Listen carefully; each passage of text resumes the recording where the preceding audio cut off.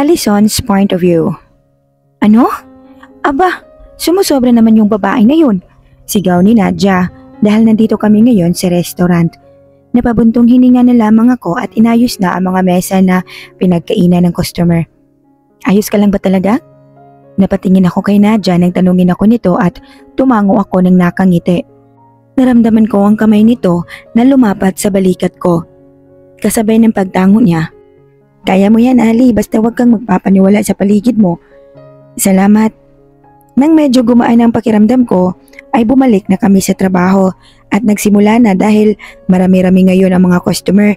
Tsaka nalimutan kong mag-sorry kay Leon dahil pagkatapos ng nangyari kanina ay hindi ko siya kayang harapin na kahit ako ay hindi ko maintindihan ng sarili ko kung bakit takot akong harapin siya. Siguro dahil nakita niyang ginawa ko? Ayos. Umuwi ka na, Ali. Ako nang bahalang magsara dito. Sigurado ka? Tanong ko na kinatango niya. Salamat talaga, Nadia. Sige na, umalis ka na para makapagpahinga ka na. Sabay tulak nito sa akin kaya natawa na lang ako at nagsimula ng maglakad pa uwi. Dala ko pa rin hanggang ngayon yung paper bag na binigay ni Mama para kay Jacob, pero paano ko ito may bibigay? Siguro bukas na lang. Sumakay na ako ng bus at napatingin lamang sa bintana dahil pakiramdam ko ay ang bigat ng katawan ko kaya napapikit na lamang ako habang nakasandalang ulo sa salamin. Naramdaman ko na lamang na huminto na ang bus dahilan para mapadilat ako hanggang sa mapansin ko na parang nagbago ang pwesto ko dahil nakasandalang ulo ko sa salamin. Pero napaayos ako ng upo at laking gulat ko nang makita si Jacob na nakaupo sa tabi ko habang nagbabasa ng libro. Si Jacob? Tawag ko rito dahilan para mapatingin siya. Are you okay now? Tulala lamang akong nakatingin sa asul niyang mata at tumango. Tatayo na sana ito nang pigilan ko siya sa kamay. Sandali. Napatingin naman ito sa akin kaya dali-dali kong kinuha sa gilid ko ang paper bag at binigay sa kanya. Pinabibigay nga pala ni Mama. Pasasalamat niya para sa ginawa mo. Nakatingin lang siya sa hawak kong paper bag kaya ako na mismo ang naglagay sa kamay niya. Tanggapin mo na. Mauna na ako. Bye. Tumayo na ako at bumaba na ng bus dahil dito na ang babaan ko.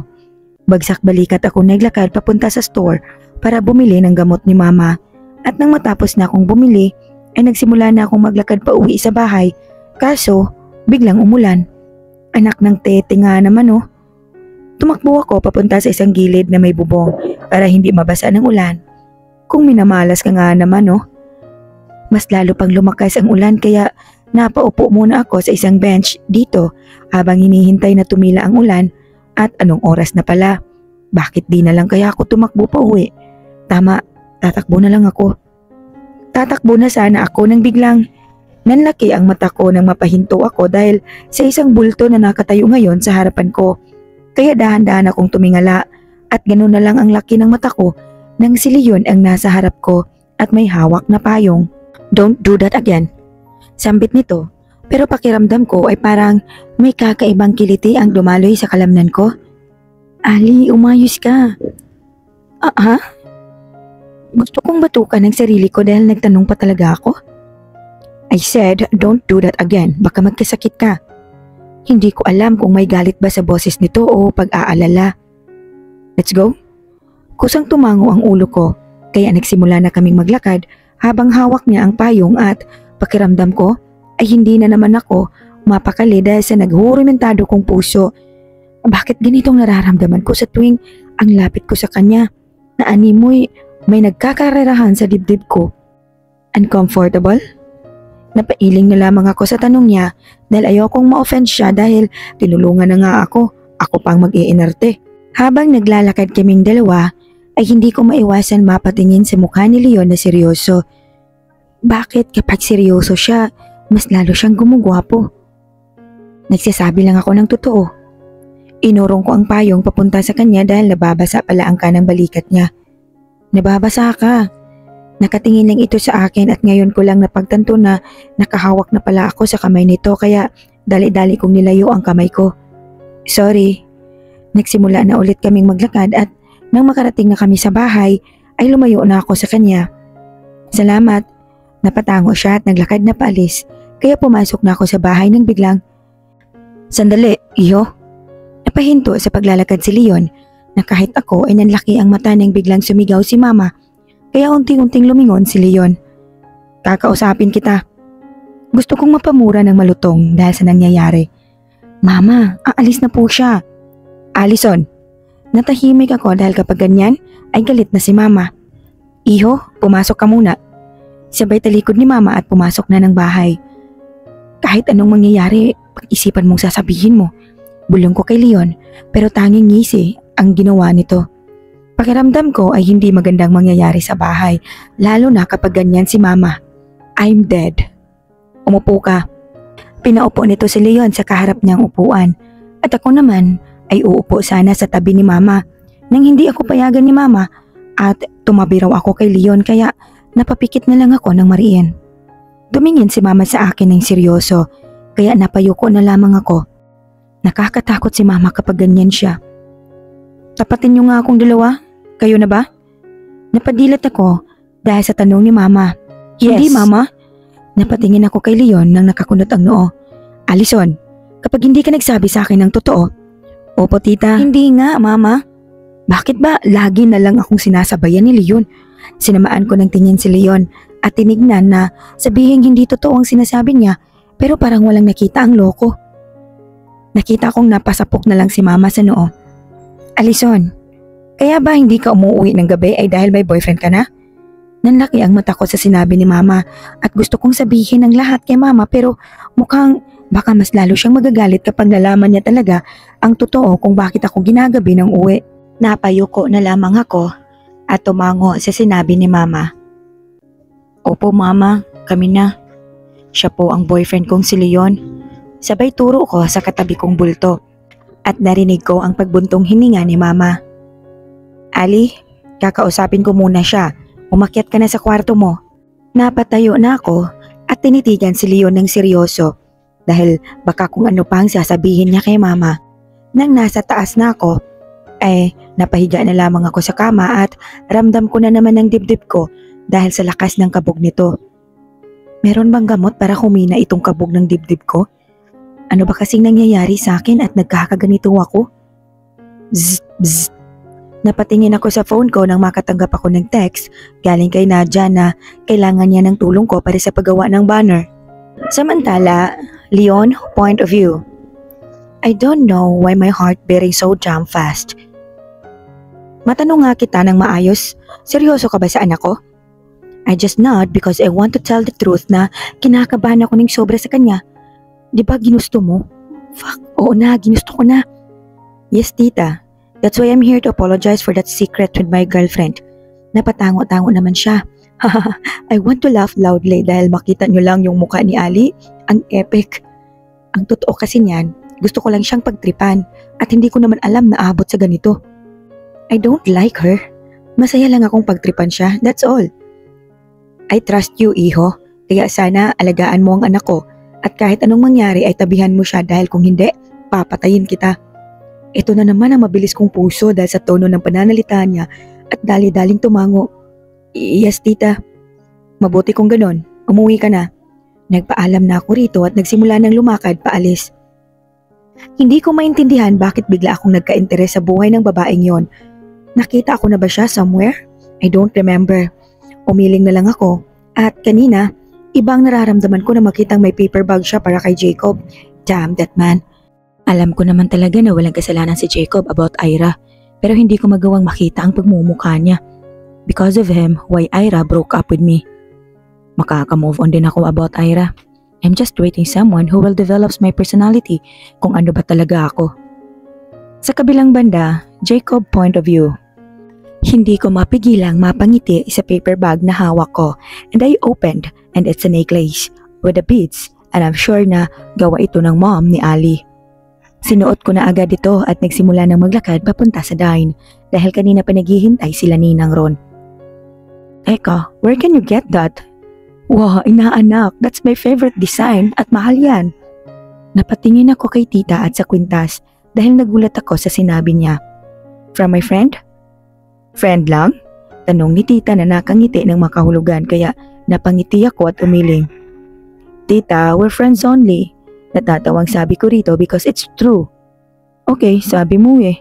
Kumain na lamang ako habang hawak ang kwintas dahil tuwing hawak ko ito ay nakikita ko ang mukha niya. Her angelic face. Teka, inaanak, huwag kang ngumiti ng ganyan. Iisipin kong may natitipuan ka. Natawa lang ako sa sinabi ni tita at tinuon na lang ang sarili sa pagkain. I want to know her more. Ninang, how both of you become a couple? Tanong ko dahilan para magkatinginan sila ni Tito Joaquin at natawa pareho kaya napakamot na lang ako sa batok. Siguro sarilinin ko na lang ang sagot sa tanong ko. Hindi ka makakapaniwala inaanak dahil yang ninong mo is my boss with their company and he fell in love on me. Han, you're changing the true situation. Oh, talaga lang Han ah. Eh di ba nung nalaman mo lang na kasama ko sa isang kwarto ay lalaki, halos maging halimaw ka? Natawa kaming pareho ni Ninang dahil pulang-pula na si Ninong. Kung papipiliin ako ng love story, ay tulad ng kila Ninang at Mama. From a war world into a world of heart.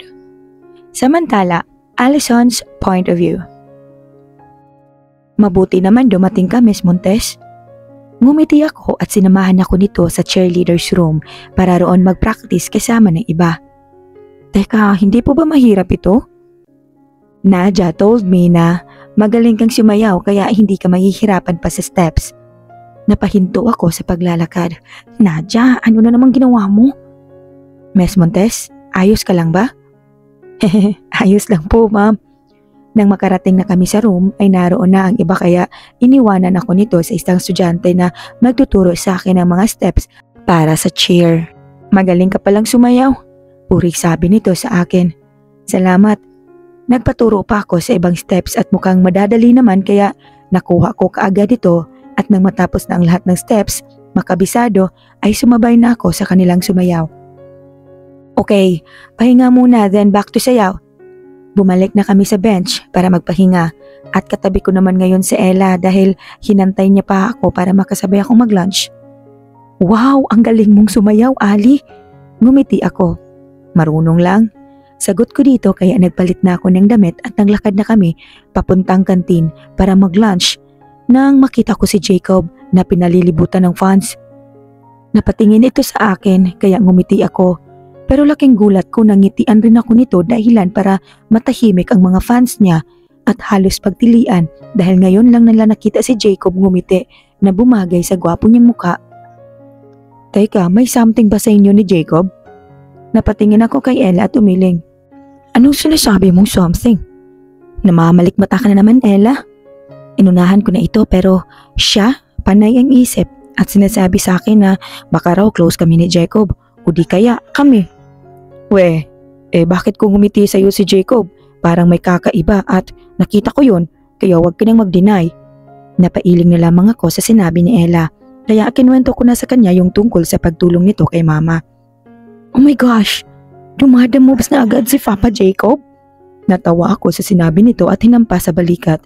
Baliw, hindi tsaka mabait si Jacob kaya siguro nagkataon na nakita niya si Mama na nahihirapan kaya tinulungan niya magbuhat. Mukhang kinilig si Ella sa sinabi ko kaya tahimik na kumain na lang ako at baka kung ano-ano pa ang itanong niyan. Nang matapos na kaming mag-lunch ay dumiretso na ako sa room para mag-practice na at nagpaalam na rin sa akin si Ella dahil may klase pa. Sinabi ko rin sa kanya na hihiramin ko ang laptop niya para kumopya ng mga notes dahil ayokong mahuli sa mga lessons kahit may cheering practice. Nagsimula na kaming pang-practice at medyo maayos na ang lahat dahilan para matuwa si Miss dahil matagumpay at maayos na ang lahat para sa cheer. Ali, ito nga pala ang gagamitin mo bukas. Napatingin ako sa damit na nilahad ni Erica na leader ng cheering squad. Salamat. Napatango-tango siya kaya nagpaalam na ako dahil dediretso pa nga pala ako ng tambayan nila Leon dahil paniguradong magugulo na naman iyon. Napatingin muna ako sa paligid at kung minamalas ka nga naman dahil naroon ang mga fans nila na nakatayo sa harap ng tambayan nila. Paano ako papasok nito? Nandito ako ngayon sa likuran ng puno habang nag-iisip kung paano makakapasok sa tambayan nila. Sinong tinitignan mo? Napasinghap ako nang makarinig ako ng boses mula sa likuran ko at ramdam ko ang mabibigat nitong paghinga dahilan para mas bumilis na naman ang puso ko. Unti-unti akong humarap at napatulala sa malaabo nitong mata dahil sa sinag ng araw habang naka-jersey siya ng pang-basketball kasabay ng pagtulo ng mga pawis niya na bumagay sa gwapo niyang itsura. Leon, kanina ka pa dyan? Napailing naman siya at ngumiti sa akin. Teka, ngayon ko lang nakita ang ngiti niyang yan kaya tumaas ang balahibo ko at napayakap sa sarili. Huwag kang ngumiti ng ganyan. Why? There's something wrong with my smile? Sabay lapit nito ng muka kaya tinulak ko agad siya. Lumayo ka nga! Nahawakan ko ang dibdib nito na may hubog dahilan para makaramdam ako ng kakaibang init sa katawan ko. Ito na naman ang init na nararamdaman ko. Wah, tukso, layuan mo ko. Nang mapalayo ito sa akin ay ngumisi lamang siya ng tatalikod na sana ako ay tumama ang ulo ko sa bultong nasa harap ko. Ang sakit! Sumakit tuloy yung ulo ko. Unti-unti akong tumingala hanggang sa mapatingin ako sa lalaking nasa harap ko ngayon, si Jacob. Halos mapatulala ako sa kanya dahil yung mga titig niya na may kakaiba o sadyang baliw lang talaga ako. Teka, siya ba yun? Mukhang siya nga. Napatingin ako sa paligid ko at nakapalibot na pala ang fans nila sa amin habang may mga masasamang tingin. Bakit ba lagi na lang ako nasasangkot sa mga ganito? Hindi ko alam pero sa tingin pa lang nila ay parang alam ko nang hinuhusgahan nila ako dahil ang crush nila ay pinapansin ako. Hindi ko naman sinasadya na mapansin nila dahil sa simula, hindi ko rin ginusto ang bagay na ito. Ang landi naman niya. Yeah, she's fame war. Baguhan lang naman. Bulungan nila dahilan para mapayuko ako dahil wala na akong ihaharap sa kanila kasi mas maniniwala sila sa nakikita nila. Napasinghap ang lahat nang biglang hatakin ako ni Jacob paalis ron at nakatulala lamang ako sa kamay naming dalawa na magkahawak. Huminto kami sa malayo sa fans nila hanggang sa napatingin ito sa akin at makikita mo ang mga awa sa mata nito. Are you okay? Tanong nito dahilan para tumango ako at ngumiti. Umupo siya sa isang bench at tinap nito ang katabi niya kaya umupo na rin ako. Nanlaki ang mata ko nang bigla nitong hawakan ang ulo ko at pinatong sa balikat niya. Huwag mo nang pigilan. Bulong nito sa medyo husky na boses dahilan para mapaayos ako ng upo. At tinignan siya ng nakakunot ang noo. Kanina pa gustong lumuha niyang mata mo. Sambit nito habang nakatingin sa malayo pero di ko alam kung bakit biglang pinatong ko ang ulo ko sa balikat niya. Sabay salita nitong muli. Sometimes people can judge you and makes you down. Nakinig lamang ako sa sinasabi nito. Just let it. Hindi ko alam at kusang tumulo ang mga luha ko kaya napapikit ako. Bakit lahat ng tao kayang manghusga ng iba kung di naman talaga sila ang nasa sitwasyon? May naramdaman akong kamay na humawak sa pisngi ko at pinunasan nito ang luhang tumulo. Bakit ba ganito ka sa akin, Jacob? Narinig kong kumanta ito dahilan para unti-unti akong dumilat. Ngayon ko lang narinig si Jacob na kumanta at masasabi kong maganda ang boses niya dahil parang gumagaan ang pakiramdam ko. Don't mind them. Napaayos ako ng upo at tumingin sa kanya. Salamat. Napatingin ito sa akin at ngumiti dahilan para matulala ako. Ngayon ko lang nakita si Jacob ngumiti. Just smile, huwag mong isipin ang nasa paligid mo. Parang natiklop ang dila ko dahil parang ibang tao ang kaharap ko ngayon nang bigla itong tumayo at nilahad ang kamay. Hold my hand, will you? Natawa ako bahagya at tinanggap ang kamay niya sabay tayo. Teka, saan tayo pupunta? Just come with me. Hinatak nito ang kamay ko dahilan para mapatakbo kaming dalawa. Hindi ko alam pero natatawa ako dahil para kaming timang dahil nakita kami ng gwardya. Dahilan para pumito ito at nang makarating na kami sa parking lot ay sumakay agad ako sa kotse nito at pinaandar niya ng mabilis habang si Manong guard ay napahinto na sa pagtakbo kaya natawa ako ng sobra. Grabe, napagod pa si Manong dahil sa ginawa natin. Napatingin ako sa kanya. At ngayon ko lang napansin na kanina pa pala siya nakatitig sa akin, kaya napaayos agad ako ng upo. Nakakahiya. Maging masaya ka lang, huwag mong pigilan. Isipin mong ibang Jacob ang kasama mo this time. Sabay ngiti nito at parang ginanahan ako sa sinabi nito sabay tango. Napatingin ako sa bintana at ganoon na lang ang hanga ko nang makita ang isang carnival ride. Anong ginagawa natin dito? Tanong ko sa kanya at huminto na ang kotse nito kaya bumaba na rin ako. Dito ako dinadala ni Mom when I was a kid at pinapasyal niya ako dito. Let's go? Napatango ako sa tanong nito kaya pumila na kami sa lane at siya na ang bumili ng 2 ticket na pwede nang sakyan ang lahat ng rides. Where do you want? Napakamot ako sa batok dahil first time ko lang sa ganito. Hindi kasi ako mahilig sa mga ganito. Hinawakan nito ang kamay ko at hinatak ako papunta sa roller coaster. Teka, dito tayo magsisimula? Tanong ko. Yup, why? Are you scared? Sabay ngiti nito na parang tinutukso ako. Hindi tara na nga. Ako na mismo ang naghatak sa kanya at sumakay na kaming dalawa. Mali at ang sinabi ko. Takot talaga ako sa rides na ito. Nang magsimula na ang rides ay napahawak ako sa kamay ni Jacob dahil parang tumataas pa lang, mahihimatay na ako. Ayoko nang magmatapang ulit. Nang nasa tuktok na ay napahawak ako ng mahigpit lalo kay Jacob at tawang-tawa naman siya nang mabilis na itong umandar. Napapikit ako. Mama ha, ayoko na! Hey, open your eyes, Ali. Ayoko pang mamatay. Just open it. Hawak kita kaya di ka mamamatay. Natatawang sabi nito kaya unti-unti akong dumilat at halos maiwan na ang kaluluwa ko sa sobrang bilis ng takbo ng rides. Sumigaw ka para mawalang takot mo. Sinunod ko ang sinabi nito at halos mamamatay na si Jacob sa kakatawa dahil paniguradong nakakahiya ang mukha ko ngayon. Ayoko na, Mama. Parang anumang oras ay masusuka na ako dahil sa ride na ito. Nang unti-unti nang huminto ang rides, ay bumaba agad ako at halos manlambot ang tuhod ko sa sobrang takot na nararamdaman ko. You're epic, Ale. Kung makita mo lang mukha mo. Natatawang sabi nito habang nakaupo kami sa isang bench. Kaya napanguso na lamang ako. Eh di ikaw nang matapang. Natawa lang siya hanggang sa magsalita ulit ito dahilan para mga tugna ang tuhod ko. I want to try more rides, game? Tanong nito sabay ngiti ng makahulugan. No. Ayoko na.